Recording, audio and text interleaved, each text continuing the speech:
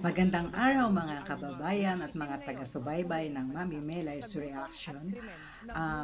Sa araw pong ito ay gusto ko pong magbigay ng reaction about dito sa endorsement ni Sara about kay Amy Marcos. So, ito po ay reaction ko lang or para galing lang po ito sa akin at hindi po ito galing sa iba. Okay po? Para po sa akin, yung endorsement ni BP Sara para kay Amy Marcos is wala naman po akong against doon. Bakit kanyo? Kasi kasi politika po yan eh. Maaaring kaibigan mo siya ngayon, bukas hindi na. Or kaaway mo siya ngayon, bukas magkaibigan naman kayo. Politika yan eh. Sa politika, walang permanenteng kaaway, walang permanenteng kaibigan. Ngayon, dito sa politika kasi, kung sino ang makakatulong sa iyo, ay di doon ka. Kasi, kung ikaw ay hindi doon sa makakatulong sa iyo, maybe in the future, ay walang mangyayari sa iyo, di ba?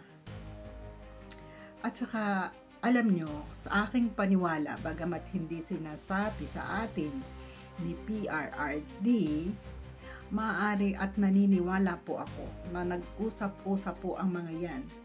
Ano po, maaaring hindi nila sabihin, syempre, maaaring may kanya-kanya silang dahilan. Maaaring pinag-usapan nila na i-endorse talaga si Amy. Okay? Pati mga kapatid ni BP Sara, saka mga political leaders, mga abogado, yung mga lalapit na kaibigan, naniniwala po ako na nag-usap-usap sila. At may alam si PRRD sa endorsement ni BP Sara. Hindi po ako naniniwala na wala siyang alam. Maaari pong itanggi kasi may mga bagay na iniiwasan din sila, pero naniniwala po ako na alam ni PRRD na makakatulong si Amy Marcos kay BP Sara. Ano po?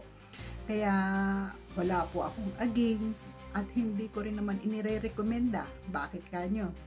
Kasi may kanya-kanyang dahilan at sa nakita ko rin naman na ginawa ni Senator Amy Marcos lately ay malaking tulong para malinawan ng lahat tungkol sa pagkakadakip kay PRRD at sa pagdadalan sa kanya sa The Hague. Di po ba? So, sa nangyari pong yan, sa Senate hearing na ginawa ni Senator Amy Marcos, naliwanagan po tayo ang buong sambayanan. At lumabas dito kung sino talaga ang mga anong tawag dito? Sinong mga involved, 'di ba? At kung ano yung totoo, 'di ba? So, natulungan naman niya, malaking tulong po 'yon yung kanyang ginawa.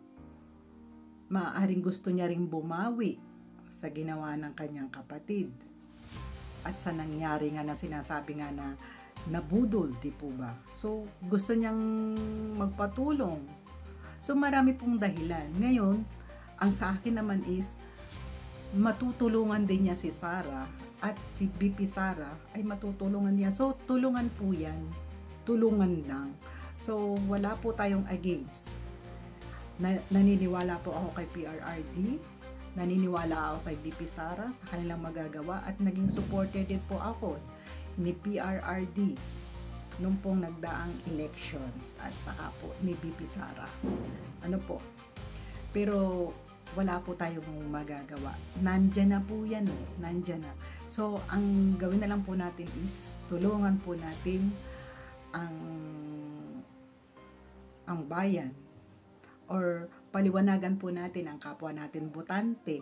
So, depende po yan sa inyo kung sino po yung gusto nyong iboto. Kung si Senator Amy po ba, susuportahan ninyo o hindi, or may kanya-kanya kayong dahilan.